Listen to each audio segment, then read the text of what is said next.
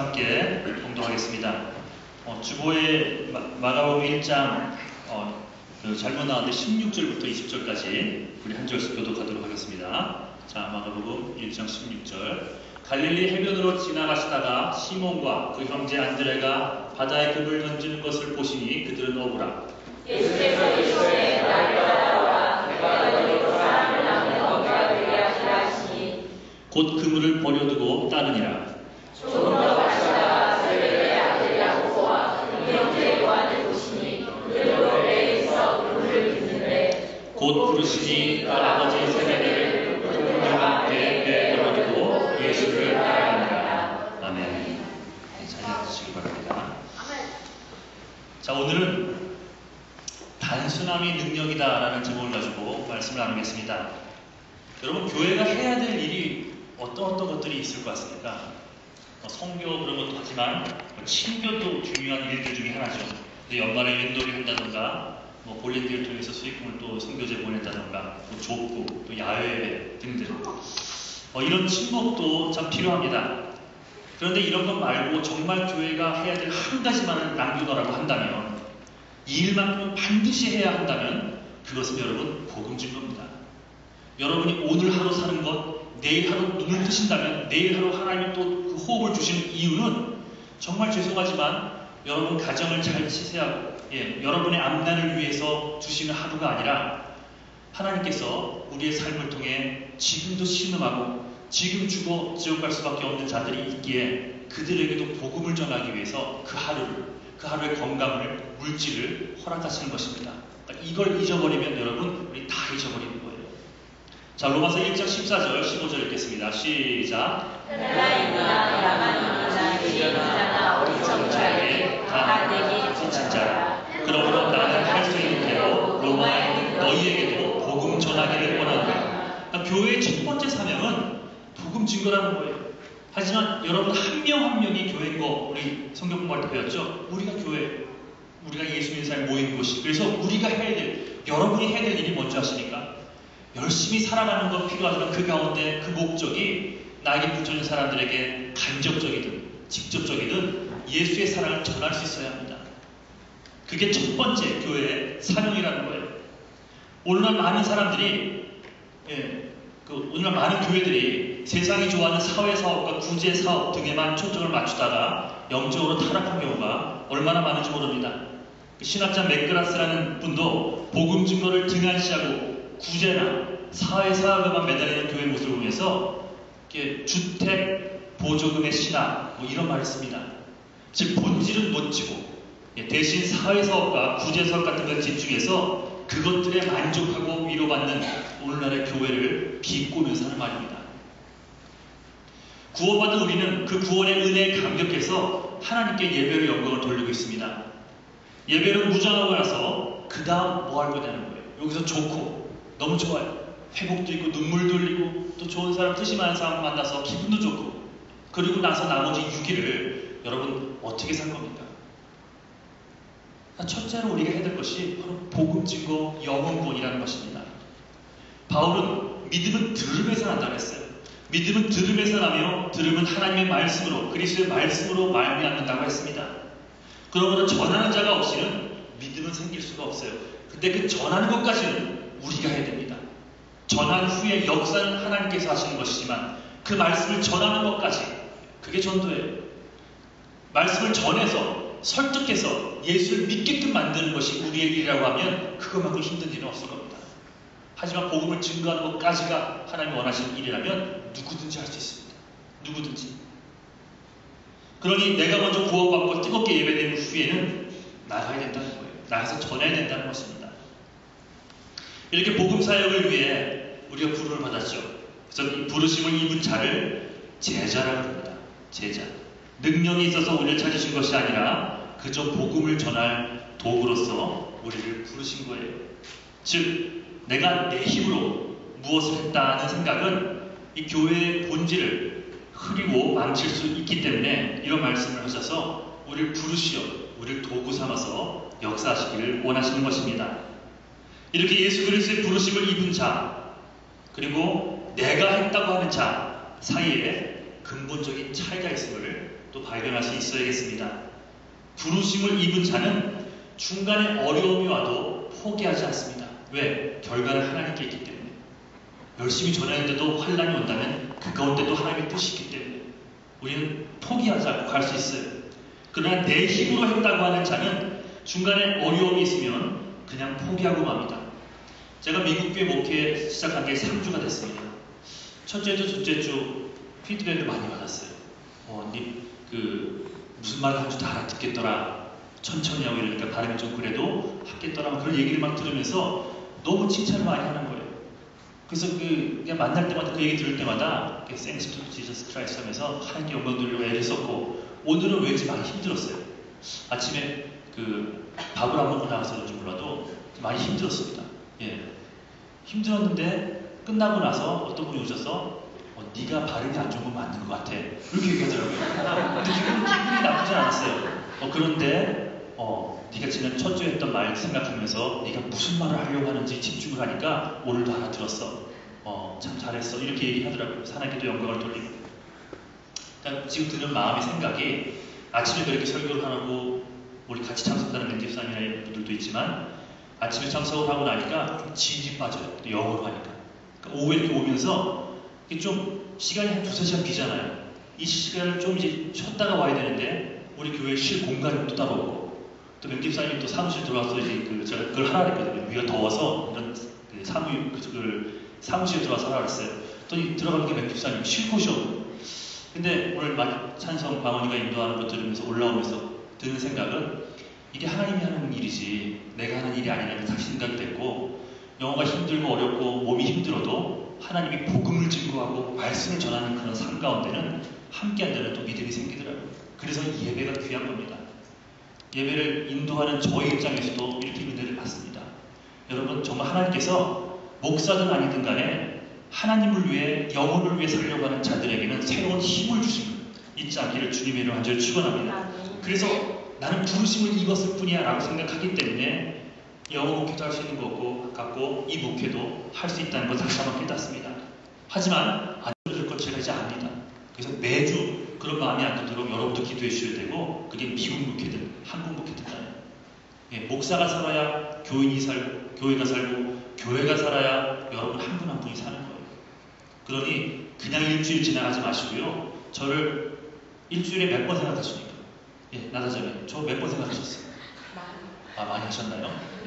제아님들 얼마나 하셨나요? 감사합니다. 생각날 때마다 정말 기도해 주세요. 고마워. 그 기도를 하는 만큼 하나님 역사하는 것 같아요. 그러니까 제가 여러분 기도할 때 이진국 목사의 힘으로 한다 생각하지 말게 하시고, 이렇게 봐도 지금 이진국 목사 부족한 게 많은데 하나님이 역사해 주세요. 그 생각 잃어버리지 않겠다라고. 그 생각한다면 그런 사람들은 포기하지 않는다는 거예요. 하지만 내가 했다고 하는 순간 뭔가 일이 어글리하게 돌아가고 내가 생각한 대로 안 되는 순간이면 쉽게 포기하고 마는 것이 우리들의 모습임을 고백합니다. 조기축구 아시죠? 조기축구. 아침에 왜 어른들 아저씨들 축구하잖아요. 현주이도 필라 가가지고 조기축구에 참석을 한대요. 아저씨가 다 됐어요 보니까. 조기축구에 가서 그때는 힘들면 체력이 되면 열심히 뛰지만 적당히 뛸 수 있잖아요. 힘들면 바꿔달라고 좀 바꾸자고 얘기도 하고 중간에 쉬어서 앉아있기도 하고 힘들면 조기축구니까. 그런데 국가대표로 부름을 받았을 경우에는 다르죠. 죽을 힘을 다해 뛰어야죠. 국대로 뽑혔는데 힘들더라도 포기할 수 없는 것은 이유는 자기가 국가대표로 뽑혔기 때문입니다. 그러니까 죽을 힘을 다시 뛰어야 되는 것이 국가대표예요. 자, 예수님을 만나기 이전에 베드로는 고기를 많이 잡게 해달라고 낮은 차원의 기도를 했습니다. 그러다 보니까 잡혀두고만 안 잡혀두고만. 하지만 예수님의 제자가 된 이후에는 많은 사람에게 복음을 전할 수 있게 해달라는 기도의 내용으로 바뀌게 됩니다. 목표가 분명해지는 거예요. 국가대표라는 목표, 또 복음을 전하는 자로의 목표. 이 목표가 분명해지고 원대해지면 삶의 모든 것이 바뀌게 되어 있습니다. 조그만 뒷동산을 오르기 위해서는요, 그냥 편하게 올라가면 돼요. 별다른 준비가 필요 없지만 에베레스트 산을 오르기 위해서는 철저한 준비와 연습이 필요하지 않습니까? 이렇게 사람을 달라지게 만드는 것, 여러분 한 사람 한 사람을 달라지게 만드는 것은 목표의 차이이며 부르심의 차이입니다. 한국교회가 많이 척박해지고 손가락질을 받는 이유는 이 부르심에 대한 생각을 잊어버리기 때문입니다. 그리스도인들이 더 이상 세상 속에서 영향력 없이 살아가는 이유는 나를 부르신 예수님에 대한 그 소명이라는 걸까요? 그 소명을 잃어버렸기 때문에 세상 사람들이 우리를 보기에 똑같은 거예요. 나랑 똑같이 물질 좋고 나랑 똑같이 이득, 좋은 사람들, 내게 있으면 편한 사람들이랑 찾아다니고 그런 모습들만 보이니 영향력이 있을 수가 없죠. 그래서 밤낮 무엇을 입을까? 무엇을 먹을까? 어떻게 살까? 그거에 꽂혀 있습니다. 여러분 잘못해도 한참 잘못하는 거예요. 우리에게는 이런 것들이 삶의 목표가 될 수 없습니다. 부르심을 입은 자는 여러분 함부로 살아갈 수 없는 거예요.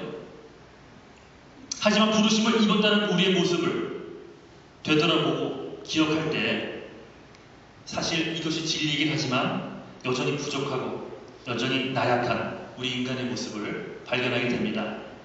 하지만 그 사실 때문에 실망할 필요는 없다는 거예요. 예수님이 제자들을 불렀을 때 제자들의 모습 기억나십니까? 예수님이 그들을 불렀을 때 제자들의 모습 또한 모두 못 배우고 약하고 부족한 건 투성이었습니다. 그러나 예수님은 그거 알고 부르십니다. 그거 알고 여러분 부르셨어요. 능력이 있어서 부른 것이 아니라 여러분 하나님을 향한 그 마음, 예수를 구주로 믿겠다는 그 마음 하나 보시고 여러분 여전히 연약함에도 불구하고 여러분을 부르셔서 사용하십니다.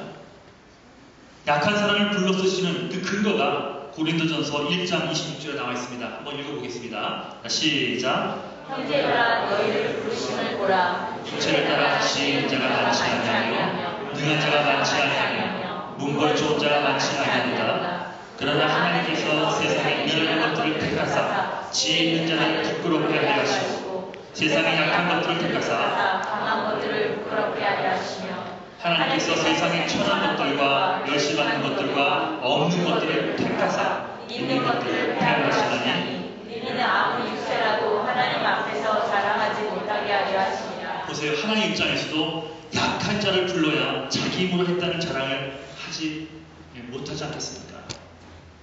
이들은 전적으로 하나님의 힘과 하나님의 도우심으로 되었다고 고백할 수밖에 없습니다. 이같이 하나님은 약한 자, 부족한 자를 통해서 일하십니다. 그 이유는 자신을 사랑하지 아니하고 하나님의 영광을 드러내기 위해서 살아가기 때문입니다. 예수 그리스도를 위해서 일하다가 왜 많은 사람들이 넘어지고 버림받는 줄 아십니까, 여러분? 왜 실족하고 왜 교회를 떠나게 돼요? 의가 사람 이렇게 되는 줄 아십니까? 자기 자랑 때문입니다. 자기 의 때문에. self-righteous. 자기가 높아지 이런 것에만 관심이 있기 때문입니다. 그 자랑이 자라서 교만이 되고 결국 하나님은 교만한 자를 물리치신다 했잖아요. 성경에 하나님이 물리치신다고 한 그 대상이 딱 하나입니다. 교만한 자입니다. 교만한 자. 교만한 자는 하나님께서 물리치시겠다고 말씀하십니다. 자기 자랑이 넘어서 교만이 되고 교만이 되어 결국 하나님께 물리침을 받는 그런 자가 된다는 거예요. 그러므로 작아지고 여러분 약해지는 연습해야 됩니다. 그래야 하나님의 능력과 영광이 드러나게 되었어요. 그래서 우리는 약한 자리, 늘 낮은 자리에 서야 됩니다. 늘 우리의 부족함을 깨닫고 인정할 수 있어야 합니다. 한국교회를 이끌었던 우리 고 한경진 목사님, 교단을 초월해서 참 존경받는 분이셨습니다. 한경진 목사님의 일환데 교단을 초월해서 많은 사람들에게 존경을 받는 분이셨어요. 예수를 안 믿는 자들도요, 한경진 목사님을 존경했습니다. 그런데 그런 분을 어떤 장로님이 회의석상에서 공격하는 일이 생겼습니다. 이런 회의석상에서. 그 장로님이 메모지 하나를 딱 꺼내서요, 미리 준비해 오신 거죠. 한경진 목사의 10가지 문제점, 담임 목사의 10가지 문제점 하면서 1번, 블라블라블라, 2번, 블라블라 하면서 읽기 시작합니다. 예, 회의장은 천문을 끼얹은 것 같이 아주 냉랭해졌습니다. 그 장로님이 10번째까지 다 읽었습니다. 그런 다음 담임 목사를 쳐다보면서 이런 것들 빨리 고쳐야 되지 않겠소? 하고 얘기를 하고 자리로 들어갔어요. 아주 분위기를 지적하고 정저한 분위기로 만들어버렸습니다. 그런데 그 10가지를 다 들은 이 한경진 목사님이 일어나서 이렇게 대답합니다. 말씀 잘 들었습니다. 근데 장로님이 읽은 그 내용은 틀렸습니다. 순간 회의장이 아주 냉랭해지면서 서로 싸우자는 것인가? 모두들 이제 싸움이 시작됐구나. 이제 우리 교회도 끝이구나. 그런 생각들을 했다고 합니다. 그런데 목사님의 그 다음 말이 모든 사람의 긴장을 일시에 풀어놨다고 합니다. 저의 문제는 장로님이 기록한 그 10가지만이 아닙니다. 이것도 죄고 이것도 단점이고 그 얘기를 하면서 장로님이 저를 잘 모르셔서 그렇지 저의 단점은 수백, 수천 가지도 넘습니다. 잘못됐고 희정하겠습니다. 이렇게 얘기를 했대요. 한경진 목사님은 하나님 앞에서 늘 겸손함을 잃지 않았던 분이십니다. 그러니 하나님은 한 목사님을 살아생전 더 높이 사용했던 거예요. 왜? 낮아질 때까지 낮아지지. 하나님이 그를 쓰기 위해서 높여야 되지 않겠습니까? 낮아지라 그냥 높이리라. 높이 있는 자들은 내가 내리리라 말씀하시잖아요. 그렇다면 한경진 목사님뿐만이 아니라 이렇게 약한 자로 사는 사람의 특징이 뭘까? 왜 어떻게 그런 위치에서, 그런 당회장의 위치에서 어떻게 그렇게까지 사람들 앞에서 내가 잘못했습니다, 시정하겠습니다, 이 얘기를 할 수 있을까? 오늘 얘기하고 싶은 것이 바로 이겁니다. 하나님, 단순한 삶입니다. 한경진 목사님은 오직 하나님, 오직 영혼 구원, 자기의 이름이 내려가고 또 내려가고 또 내려가도 무시를 당하고 발표도 그를 통해 예수님만 들어갈 수 있다면 이라는 그 생각 하나, 나를 통해 예수님만 들어갈 수 있다면, 나를 통해 예수의 향기만 전해줄 수 있다면 그 생각 하나로 내 모든 걸 내려놓고 나갈 수 있었던 거예요. 단순한 삶이에요. 영혼 구원, 복음 증거 이상. 그러니 여러분 많이 안 싸우십니까? 싸우지 마세요. 여러분. 부부들, 남편, 전 남자니까 남자 입장에서 얘기합니다. 남자가 여자가 100번 잘못하면 몇 번까지 용서해줘? 몇 번까지 이렇게 고개를 숙인다면 좀 이상하지만 꼬리를 내려야 됩니까? 홍지사님 한 번이요? 저번에 귀를 기울이시면 안 됩니다. 100번이. 제가 만약에 여자 목사였다면 여자분들은 자매들에게 그렇게 얘기할 것 같아요. 다 내려놓을 수 있는 이유는 뭔지 아세요? 물론 섭섭하고 그랬던 일들은 조용한 가운데 서로 얘기할 필요가 있지만 그게 싸움이 되고 지적이 될 것 같으면 여러분입니다. 여러분. 다른 사람이 여러분 스스로 먼저 낮추고 얘기를 들어주고 오히려 섬기고 또 용서해주고 할 필요가 있는 거예요. 하나만 무너지지 않는다면. 아내가 와서 이제 예수 그만 믿자고, 이제 교회 그만 다니고 불교로 전향, 이런 얘기를 한다면 설득해서 싸워서 이겨야죠. 하지만 그런 것이 아닌 이상 나만 죽으면 되는 것들이라면, 내 이름만 내려놓으면 되는 것들이라면 여러분이 참으십시오. 꼭 남편과 아내 관계를 얘기하는 게 아니에요. 복음을 전하기 위해서는 그렇게 살아야죠. 한경진 목사님이 단순한 삶 그거 하나 붙잡았기 때문에 그렇게까지 내려갈 수 있었던 것입니다. 결론부터 말하자면 늘 겸손함으로 늘 약함을 인정하고 살 수 있던 비결이 바로 영혼 구원이라는 목표 하나. 그것 하나가 이 세상을 살아가는 이유였기에 그는 끝까지 겸손함으로 살아갈 수 있었던 것입니다. 영국 성공의 주교였던 윌리엄 템플이란 분이 나를 단순하게 만드신 하나님, 나를 더욱 단순하게 만들어주세요 라고 고백했다고 합니다. 이 진정한 제자의 모습이에요. 고린도서 11장 3절에서 이 단순함과 부패 있죠. 부패. 단순함과 부패를 대비하고 있는데 킹제임스 버전을 따르면 단순함에서 벗어나 부패될까봐 두렵습니다.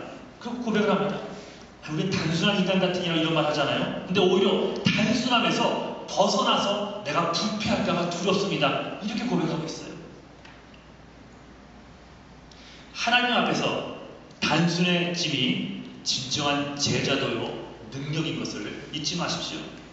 내 머리를 이리저리 굴려보고 손해와 이익이나 따져가며 나아가는 것 말고 그저 말씀대로 단순히 순종하는 삶, 이 단순함이 능력이라는 것입니다. 베드로는 성전 미문 앞에서 구걸하는 안진뱅이에게 은과 금은 내가 너에게 줄 것이 없지만 내게 있는 것으로 명하노니 곧 나사렛 예수의 이름으로 일어나 걸으라 라고 말하면서 안진뱅이에게 본질적인 도움, 즉 영원한 생명, 구원을 허락해 줍니다. 오늘날 교회 내에서 많은 프로그램과 개혁을 위한 계획과 보고서들이 쏟아져 나오고 있습니다. 그것들이 책으로도 나오고요. 그러나 이것들보다 더 중요한 것은 복음 증거를 할 수 있는, 정말 예수 그리스도 한 분만을 전하며 살 수 있는 제자를 키우고 세우는 것이 교회의 가장 큰 사명입니다. 제가 생각할 때 이것은 어떤 틀에 맞춘 폼은 없는 것 같습니다. 여러분 한 사람이 하나님을 사랑하는 마음을 갖게 되면 아내가 변하고요, 남편이 변하고요, 자식이 변하게 되어 있습니다. 저는 그렇게 믿습니다. 이런 프로그램을 위해서 그래 제자도를 만들기 위해서 프로그램을 만들자. 프로그램이 다 틀렸다는 얘기는 아닙니다. 하지만 더 중요한 것은 여러분 한 사람 한 사람의 삶이에요. 여러분 과연 무엇을 위해 살아갑니까? 여러분 과연 어떤 마음으로 살아가십니까? 여러분 대학 졸업하고 잡을 얻어야 되고 직장을 얻어야 되고 번듯한 집을 사야 되고 차를 사야 되고 자식들이 성공해야 되고 이런 많은 목표들이 있지 않습니까? 혹시 그 목표들이 더디 이루어지고 여러분이 원했던 대로 이루어지지 않는다면 여러분 좌절하실 겁니까? 여러분 절망하실 겁니까? 여러분 안에 예수님이 계시기 때문에 예수님이 나보다 나를 더 사랑하시고 예수님이 내 자녀를 내가 사랑하는 것보다 더 사랑하시기 때문에 우리는 절망하지 않을 수 있다는 것입니다. 가장 중요하고 우선순위 된 목표, 영혼 구원을 위한 것, 그리고 예수의 사람 한 사람을 만들어내는 것, 한 가지 목표예요. 교회 또 우리들에게 이런 단순함이 있어야 한다는 겁니다. 그러니 지금 우리의 마음을 나눠지게 만들고 복잡하게 만들고 힘들게 만드는 것들이 있다면 혹시 여러분 삶의 본질이 흐려져 있지 않나 돌아보십시오. 영혼 구원이라는 한 가지 목표, 이것을 위해서 하나님 앞에 이 시간 모든 것을 내려놓을 수 있어야 합니다. 주님께서 부르시면 후후를 털어버리고 떠날 줄 알아야 한다는 거예요. 그러할 때 하나님 나라가 나를 통해 확장될 수가 있는 것입니다. 그 주님의 자녀로서 하나님의 도구로서 쓰임받기 위해 여러분 주의를 산만하게 만들고 분산시키는 것들이 있다면 오늘 이 시간 기도하면서 내려놓을 수 있기를 간절히 축원합니다. 혹시 이것이 전부라고 생각하고 살아가는 것이 있었다면 그 끈도 놔야 됩니다. 하나님의 원대한 비전을 가진 사람은 비록 내게는 커 보이나 하나님의 시각에서는 우선순위가 아닌 것들 때문에 그것 때문에 눈물을 흘리며 그것 다투며 살 수는 없는 것입니다. 근데 감사한 것은 내가 그런 하나님의 한 가지 목표, 영혼 구원, 하나님의 나라와 의를 위해서 살아가기 시작하잖아요. 마태복음 예수님이 직접 약속을 주시잖아요. 그러한 자들에게는 내가 무엇을 입을지 이미 다 알기 때문에 다 알고 그런 것들은 덤으로 주는 축복으로 우리에게 허락될 거라고 말씀하십니다. 우리는 목숨 걸고 붙잡았던 그런 것들이 덤으로 받는 축복입니다. 그보다 더 큰 것이 있나요? 영혼 구원이에요.